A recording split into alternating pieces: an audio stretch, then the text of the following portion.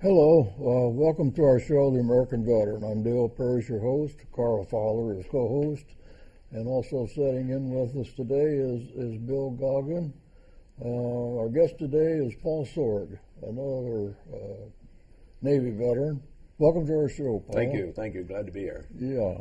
You was on the USS Bonhomme Richard carrier. Yep, that was John Paul Jones's first ship. Okay. And that's where they coined the phrase. That was the name of it, you mean? That was the name of it, right? Right. But he was the captain of that ship, and that's where the famous motto, "I have not yet begun to fight." That was his motto, and as the ship was sinking. But that was way back in 1779. But since then, we've had two more Bonhomme Richards, and the first was, or the second, I should say, then was a CV, as a straight deck, and that was commissioned in 44. It was right at the end of the Second World War. And then they decommissioned it back in 47, recommissioned in 51 for the Korean War, and they had put a angle deck on it, and it became a CVA then. Yeah. And of course it was decommissioned again in 53 and recommissioned in 55, and I got on it in 1960, 61 I should say, first day of 61, and served a little over almost 3 years on it. Yeah, you was in Korea, or the 61 had been Vietnam. I got out in 1963, and that was before Vietnam was really cranked up. So I was just a peacetime guy, you know. Yeah, well, served your duty anyway. Yeah, never fired a shot, but the crew chiefs and those guys like that knew we were there. Yeah. They didn't have to look too far to see us. Yeah. So this is a picture of your ship here? That's it right there. That's a model of it. 893 feet long, and we had about 70 aircraft on it. And when we went overseas with our air crews, we had about 4,200 men. 4,200 men? Mm-hmm. Okay, how many different types of airplanes you have? About four? 4 or 5 different types. We had, propellers and jets, and 4 different types of jets, and then the old ADs, the propeller planes. Sure. I suppose helicopter also. Yeah, we had 2 helicopters, and there was always a helicopter out beside the ship during air ops in case we had a problem. They could dip down and pick up a pilot or whatever. Sure. And it happened a time or two. Did it? Mm-hmm. Yeah. We lost a lot of airplanes. Lost a lot of pilots. In 2 trips, we lost 14 people total, but I think about 4 of those were ship's personnel, and the rest were pilots. And it was a dangerous time, really. Yeah, sure. Air operations are dangerous, regardless whether it's peacetime or wartime or whatever. So those lots of them were accidents, yes, and not necessarily combat. Right. No combat whatsoever while I was there. Okay. Refueling one night. They had night refueling from a tanker, and had 3 planes stacked up behind the tanker, and the first one got his drink, and he was supposed to go up, but he went down, and it was just like mid-air collision. Yep. Put all 3 of them in the water and never found a thing. Well, those things happen, but it's tragic. Right, it is very tragic when that happens. Yeah. So I, of course, went into Navy when I was 17, right out of high school, and I was the 4th of 6 kids in the family, and I was the first one to leave home, and which was a sad day for my parents, but I wanted to go see the world and find out how to do something, so I joined up, and after boot camp at Great Lakes, I went out to California, San Diego, and went to machinist school in San Diego for 14 weeks. And then I was assigned to the Bonhomme Richard, which was right there at San Diego. Mm-hmm. So I flew home for a little leave and came back and went on board the ship. Yeah. Got deployed twice overseas to the Western Pacific, 7 months each time.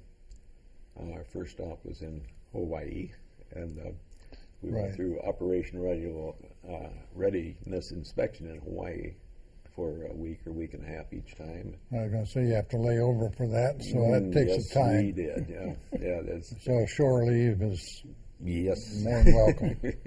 It was very nice. And from there we went to the Philippine Islands and then several ports in Japan, Hong Kong, Okinawa, and then back home. Right. But, had a lot of adventures and met a lot of people. I guess that was my big thing. I loved meet people, and I keep track of some of them today yet. Do you? Oh yes. You go to Correspond reunions? back, or- yes. Went to a reunion a few years back. Yeah.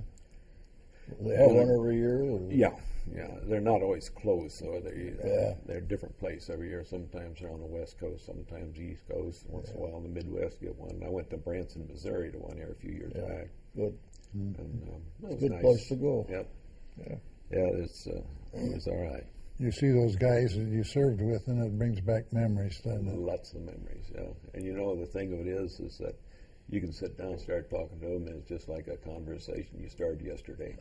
Yeah. But those memories are good memories. Oh yes, yes. Even though it's been 40 years, you know. Yeah. And, but it was nice. Well, when you're in service, you depend upon each other, you know, and you get that bond established between you and your shipmates. Yeah. You're bunking with them, you're eating with them, Yeah, and so forth, and I think there were they're just like family. Yep, 12 or 13 of us in the machine shop, and we spent our time there. You know, Right. after meals in the evening, we'd all go down there and play cards or write letters or whatever have you, or just sit around and shoot the bull like we're doing, you know, and talk about back home and stuff. Yeah. You said there was 4,200 on your ship. Mm-hmm. They have one mess hall? No, there was 2 mess halls. 2 of them. And it was open most hours, I was gonna especially say. when we were at sea and having air operations, stuff like that. That many people would have seemed like a continuous. Rotation, Yeah. the ones on guard duty and everything this way, yeah, We had watch. an officer's mess and a chief's mess and a first class mess, and they were separate from the rest of the guys. Yeah. But luckily, the mess hall was right next to the machine shop, so we could tell when the line was short or if there was any extra grub. Feed right in, huh? We ate well. Always get coffee. when Yeah. you go Oh in. yeah. Yeah. Yep. And we had our own coffee mess right in the machine shop. Navy feed you pretty good. Yes, they did. When I got aboard, the commissary officer, prior to the one that we had, won the award for best meals in the fleet. So the one that we had then had to live up to that somewhat, and we would have lobster, steak, frog legs, you know, just. I don't recall any wonderful of meals. that. Really. But on the other end of the spectrum, the last one we had when I was there, he must have hijacked a whole shipload of green bell peppers, and he would put green bell peppers in everything. I mean, if we had 3 or 4 things for breakfast, there'd be green bell peppers in everything. And Didn't hurt, did it? to this day, I can't look a green bell Okay. pepper in the eye. I'll be there. Yeah. But, you know, as far as experiences, we went through a typhoon out in the South China Sea just about on our last cruise. And I don't know how many people have seen that movie, The Perfect Storm. Right. It gets that rough. It really gets that rough out there. And you think if you're on an aircraft carrier, it wouldn't bother you, but oh my goodness, it's terrible. It's hard to imagine something that Yeah. huge Yeah. out there just bouncing around without breaking in two. Yeah, it really is. Water It's got ever ex- come up on the hangar deck? Oh yes, yeah.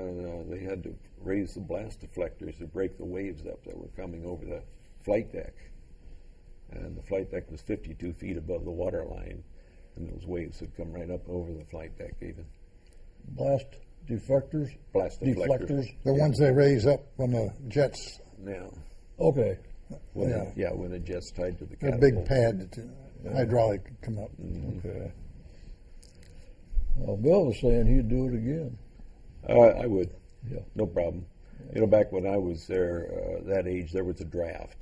And if I would have waited for the draft, I'd have been right in the middle of Vietnam, and maybe my name would be on the wall, you know. But I wanted to see the world and learn something, and so I went for the machinist trade, which I'd done a little bit in high school. and they put me through, I think, 14 weeks of school out in San Diego. Yeah. Did you carry through as a machinist in your civilian life? Yes, did. I went through toolmaker school at Harvester, and that's all I've ever done. Is that. But when I got out of the Navy, like I say, there was a draft then, and of course, if you started working at a factory and then got drafted, they had to credit you for all that service. Well, I had my service behind me when I was 21 years old, and I'd had some training, and the first place I went, they hired me. It's right on the spot. Sure. Yeah. So it was good. You was probably at a Harvester when they closed down then. Yes, it was. Mm-hmm. 82? Yeah, that was the last year there. Okay. But I was never without a job. I didn't go to Springfield or anywhere. I stayed here, and I had 3 boys at the time. They were junior high age, and they didn't want to go, and they were all in sports and everything. Yeah, sure. So we just stayed. Yeah. And your boys served in the service then? Or? No, none of them went in. On Bill's show, he was talking about being on a ammo ship. And do you remember ships bringing stuff to the carrier? Oh, yeah, just ammo like and Bill food said, and everything fuel, else. and run the hoses across, and we'd refuel from them, and then we'd actually fuel some of our escort from our ship. And oh, okay. Yeah. we had You carried excess, and yeah. Mm-hmm. you had big tanks. Yeah, I don't know how many million gallons we carried. It was quite a bit. Our whole lower 2 or 3 decks was just tanks. Your escort ship, being smaller, couldn't carry that much fuel, right? Right. Mm-hmm. So you had to take care 4 of them. destroyers and a cruiser in our escort. Okay. So, of course, we got replenished, and then if we had too much or the little ones couldn't replenish from the supply ship, then we had to replenish the smaller ones. Okay, you relied upon them for protection for your carrier. Okay, how many planes did you have on? There was about 70, I think. 70. And, all sorts of bombers. We had 2 big bombers, and Was there? yeah, and of course our mail plane. 70 airplanes occupies quite a bit of space. Sure. That'll give you some idea of Yeah, carrier, how huge they are. And of course, they put them in the hangar deck as much as possible. We Sure. had 3 elevators, and when they were launching, they'd bring them up either in the rear elevator and then push them up to the catapults. Right. And then opposite, when they were landing planes, they would push them up to the forward elevator, take them down, and put them in the hangar deck. Hangar deck was just the deck below. 2 decks. 2 decks. What was the deck below for? There was nothing there. Nothing. I think You went it from may have deck been- 1 to deck 3? It might be, flight deck was 3, and hangar deck was 1, so there was 2 decks between there. Oh. Altogether, I think there were 9 decks down and 11 decks up. So it was quite a journey from top to bottom. Yeah. Where was the machinist room? We were on 3rd deck, 3rd deck. right in the center. Okay. What was the biggest problem you ran into as a machinist? Oh, I think the biggest one is when the washing machine went down the laundry. The bearing got all galled up on it. We could bring the shaft up, but we couldn't bring the bearing up. It was vice versa. We brought the bearing up, we couldn't bring the shaft up. Yeah. So we brought the bearing up and machined it in our lathe. But the shaft, we had to actually build a lathe down there and turned it and got her all nice and smooth and everything. And Weld her all up. welded her turned up down. and smoothed it down. Yeah, Yeah. It's quite a job. But we had a chief on there that was good, and there was if you wanted something done, all you had to do was tell him you couldn't do it, and he would do it. Yeah. So we got into a lot of jobs, that we built a fuel injection for his car and stuff like this, Oh, and really? stuff you don't normally do. But it was fun times. Yeah. And back then, they weren't so sensitive about guns, and he bought a rifle and brought it down to the shop, and we made a stock for it, and then we machined the barrel down and stuff like this. And it was okay, I guess. Nobody ever said anything about it. Yeah. Well, lots of times when you're not really on active duty and you got time to kill, so Yeah. you find ways to fill your time, don't Right. Sure. I'd rather see you busy than sitting around. you? Right. Well, we had playing all cards. kinds of government jobs. We called them government Yeah, jobs. sure. Mm-hmm. It's all government. G jobs, yeah. You get that for a can of coffee, didn't you? Yes. Yeah, there was You a lot get of- darn near lot of that anything, went on, anything too. for a can of coffee. And like we were talking about, Mary Sue, the side cleaner over in Hong Kong, she would paint the ship for the brass and for the stuff out of the galley, but she chrome plated all the handles on our machines there in the machine shop for our brass, or our scrap brass. We'd save it, the whole trip, and we'd have 2 or 3 trash cans full of scrap brass shavings, and we'd give them to her, and she'd take our handles over and get them all chromed and polished, and it was, our shop was really spit shine. She recycled the brass, or Yeah, they made hinges for their little jewelry boxes and stuff like sure. that over there. So what all ports did you hit? Well, like I say, we were in the Philippines, Okinawa, or what's the one in the Philippines? Subic? Subic Bay. Subic Bay, Olongapo. Oh gosh, we went to Hong Kong, which is always a favorite port. I got a couple of silk suits over there and stuff, and went to I think 4 different ports in Japan, and Sasebo, Iwakuni. Gosh, I don't know. They were- Yokohama? You go to Yokosuka? Yokohama, yeah. Yokohama was a big one. Yokosuka was a big one. And I enjoyed Japan because of the culture there. Right. They're so much different from ours. Oh, yeah. But I say, see the world. And Yeah, see how you joined to see the world, and basically you got your opportunity to see it, didn't you? Some places I'd go back to, some places I wouldn't. Don't want to go back to Olongapo? No. I'd go back to Hawaii. Well, I took my wife to Hawaii here a few years back, and it's nice, beautiful place. Well, Olongapo was built outside of Subic Bay, right? Yeah. The bay Oh, was yeah. there first. The base was there first, and they built the town Yeah. right outside the gate. Oh, yeah. You stepped out the gate, you were in Yeah. Olongapo. Yeah. Yeah, we stopped one time in the middle of the ocean, went for a swim, which I just participated in just to say I did, and we were out near Marcus Island somewhere, 2/3 of the way over, and captain stopped the ship. And they lowered some life nets over the side and put some Marines in some lifeboats with automatic weapons, and we went swimming. But you didn't go off the hangar deck. No, I didn't. We went off the elevator, which was Did you? hangar deck. Yeah, that's as low as we could get out. So With the elevator down, you mean? yeah, Yeah. 25. It was 25 feet to the water line yet. Yeah. But the guy started. We're diving off there, and nobody hit bottom. And they started going up a deck, daring each other. And when they got to the flight deck, the captain stopped that. He said, "That's enough, boys. Well, I've seen pictures of guys going off the flight deck. That's a long way down.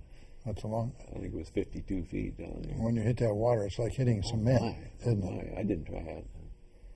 I just climbed down a ladder and jumped off a little bit. It was not refreshing. The water was, I don't know how warm, but I bet it was an 80 degrees somewhere. Yeah.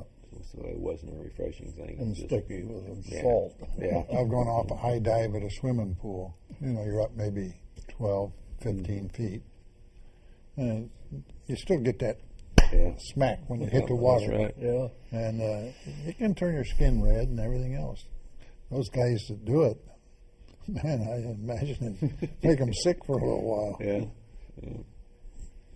But we had a lot of camaraderie in the machine shop. Of course, we'd get in card games and stuff, and we taught the guys from the West Coast to play euchre. So we'd get in some pretty heavy euchre games, and of course, you were not supposed to gamble at all. It was strictly forbidden. So we had a drawer full of washers, that 2 different size washers in it, And Ships. we would buy washers out of the drawer, see, and we'd start playing with the washers.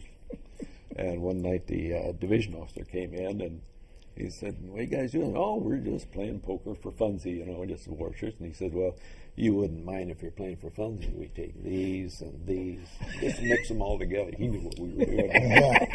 Right. No, we wouldn't mind at all. No. All right. So that was the easy way out for him Yeah. and for you. Yeah. Yeah. He mixed up our washers and walked right out the door.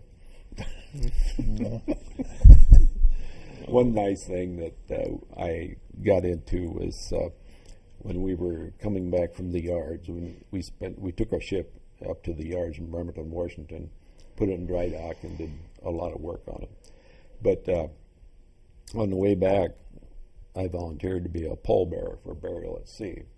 And we had 3 retired Navy men that passed away up in Seattle area. Mm-hmm. They wanted to be buried at sea, so I was a pallbearer for that, and I thought that was a nice tribute to those guys. Yeah. Just to be able to do that Sure. for them. Sure. Now, Bremerton is on the bay up there, right? Yes. Mm-hmm. That's fresh water. Right across from Seattle. That's fresh water, and that's where they mothball ships up there, Yeah, right? They there's- had quite a fleet up There's of quite a fleet up there. And yeah. mothball There's a ships. fleet. Mm-hmm. and it's fresh water, so they don't rust as much as a salt water. Oh, I see. Huh. And San Diego's got a big mothball fleet down there also. Yeah, I've been there and visited that. I had a brother that lived in San Diego, so I visited him and took me out around. Okay. Now, the Von Homme, has that been junked by now? Yep, it was decommissioned in '71, and then they scrapped it in '89 Okay. and cut it up and probably made razor blades. Just Yeah. Like a lot of them. yeah. But they say it's more expensive now to scrap these than it is just to take them out and sink them. It's hard to believe, isn't it? Yeah, it is. Yeah. Of course, they have Such a to waste. take all the asbestos out first. That's one of the big things, Yeah. Yeah, but you realize how much metal is there, Mm-hmm. and then to put a price tag on it, and just sink it. Yeah. You think, well, all that metal is gone. Yeah, it is.